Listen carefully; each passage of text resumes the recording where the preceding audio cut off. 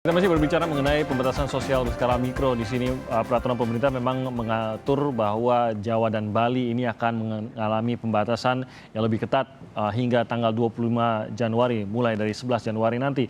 Nah, banyak juga yang bertanya begitu, Mas Heri, mengapa harus menunggu Senin, Mas Heri?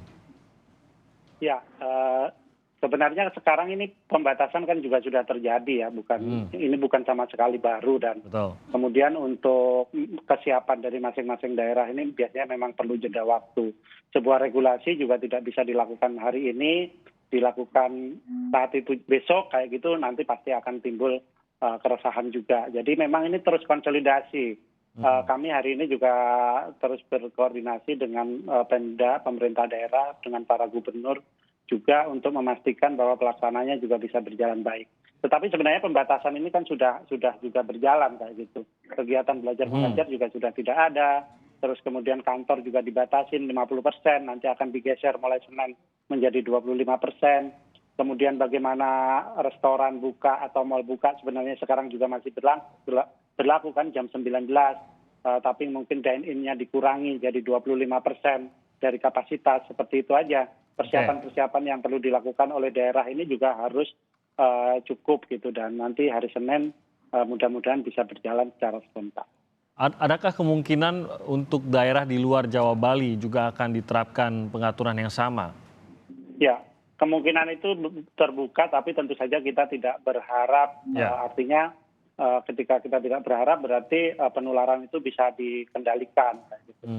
Kita melihat bahwa liburan tahun baru kan juga memicu penularan, penambahan penularan ya cukup tinggi, dan sebenarnya di situ juga sudah diatur sedemikian ketat untuk mengatur mobilitas masyarakat dengan berbagai syarat yang tadi dijelaskan juga oleh Pak Agus Pambagio. Seberapa efektivitasnya harus kita lihat nih dalam beberapa hari, apakah penularan itu bisa cukup, penambahan itu juga cukup terkendali atau skalanya berapa. Nanti bisa tanya ke Pak Triunis ya, kira-kira bisa menganalisa nih angkanya dari Natal dan sekarang sudah tanggal 8, udah lebih dari 10 hari, mestinya akan terlihat tuh peningkatannya seperti apa. Seperti itu Mas. Berangkat lagi dari apa ini sudah dikatakan Mas Agus tadi adalah bahwa Mas Agus percaya ini penerapan sanksi dari pelanggaran ini tampaknya masih belum maksimal, dan apalagi belum diperkuat lagi dengan Perda. Saya tahu mungkin ini bukan dari Satgas juga yang akan bisa mengatur, tapi apakah dari Satgas juga mendeteksi bahwa ada sanksi-sanksi yang memang belum secara tegas ini diberlakukan ke masyarakat sehingga akhirnya efek jera di masyarakat pun tidak efektif?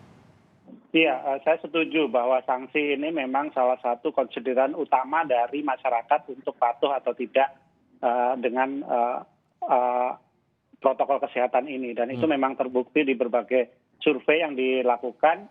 Yang membuat patuh dan disiplin protokol kesehatan itu sebenarnya adalah sanksi, baru kemudian kekhawatiran untuk tertular COVID. Jadi memang ini saya rasa juga menjadi kunci ya, faktor bagaimana penegakan hukum, operasi justisi, dan pemerintah daerah juga lebih dinamis untuk menyesuaikan. Tadi dikatakan harus dengan Perda misalnya, ya kenapa tidak gitu, udah 11 bulan kita seperti ini, kemudian dipertegas dengan Perda sehingga menjadi dasar yang kuat buat para penegak hukum ya, Satpol PP dan lain-lain, itu untuk melakukan tindakan yang terukur dan kemudian memastikan.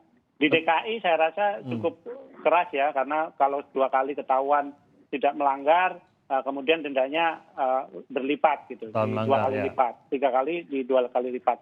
Saya rasa ini diharapkan bisa memberikan efek jera juga. Tapi dalam pengaturan baru ini tidak ada penambahan sanksi ataupun pengaturan mengenai sanksi yang lebih berat, tidak ada ya? Di instruksi itu hanya mengatur bagaimana mekanismenya kalau di instruksi Menteri Dalam Negeri itu. Oke, baik. Mas Triunis, ini mungkin Anda bisa menceritakan betapa gentingkah kondisi saat ini, karena di satu sisi kan kita justru akan memasuki masa vaksinasi. Ini kita tinggal menunggu hitungan hari sampai Pak Jokowi akan divaksinasi sebagai yang pertama divaksinasi di Indonesia, dan setelah itu akan terus berlanjut proses vaksinasi. Apakah kalau kita tidak segera menerapkan 3M dan 3T dan melakukan pembatasan secara serius, tidak main-main lagi, apakah ini bisa mengorbankan proses vaksinasi itu juga? Ya, jadi saya sudah melakukan modeling begitu. Vaksinasi dengan 10 juta dosis bulan Januari ini begitu, 100 juta dosis bulan Juni dan 200 juta dosis bulan Desember gitu. Yang 10 juta dosis ini tidak ada efeknya. Jadi Januari sampai Juni itu pertambahan kasusnya amat menakutkan. Jadi Januari sampai Juni. Titik kritis kita adalah Januari sampai Juni. Kalau sudah disuntik 100 juta dosis akan ada efek menurunkan. Oleh karena itu sekarang harusnya pencegahan itu secara masif. Dan pencegahan itu harus berdasarkan evidence base. Jadi evidence base itu bisa dilihat dari kontak tracing yang dilakukan. Okay. Jadi sekarang ini klaster-klaster rumah tangga misalnya banyak di Jakarta. Kalau orang dirumahkan ya akan lebih banyak lagi begitu. Jadi ada yang harus dilakukan di Jakarta berbeda dengan yang dilakukan di Bekasi begitu, karena Bekasi adalah klaster perusahaan yang banyak, Rawang begitu, klaster perusahaan yang banyak. Jadi akan berbeda begitu penanganan setiap kabupaten atau kota begitu, Mas. Saya mengutip apa yang ada di Harian Kompas hari ini mengenai pengendalian penularan yang bisa menentukan kesuksesan dari vaksinasi. Jadi mungkin Anda bisa memberikan gambaran. Saat ini kan kita tingkat penularannya masih di belasan persen begitu. Bahkan ada yang sampai kalau hariannya kadang-kadang kita lihat pernah menyentuh 20% gitu kalau saya lihat di beberapa kota. Nah, penularan masih di tingkat yang sangat tinggi belasan persen, seharusnya di bawah 5%, sementara kita mulai tahap vaksinasi. Benarkah kesuksesan vaksinasi ini bisa terancam? Ya, positivity rate itu tidak ada hubungannya dengan keberhasilan vaksinasi. Okay. Keberhasilan vaksinasi amat tergantung pada partisipasi masyarakat. Okay. Partisipasi masyarakat itu ditentukan oleh teorinya oleh faktor predisposing, faktor enabling, faktor need atau faktor ancaman, kemudian faktor reinforcing begitu. Jadi kita tergantung pakai teori mana, pakai teori Anderson, pakai teori Green, Lawrence Green, pakai teori Heart-Berry model. Ada teori baru tentang behavior for science and social driver begitu. Jadi banyak faktor yang mempengaruhi keberhasilan imunisasi, bukan hanya harga.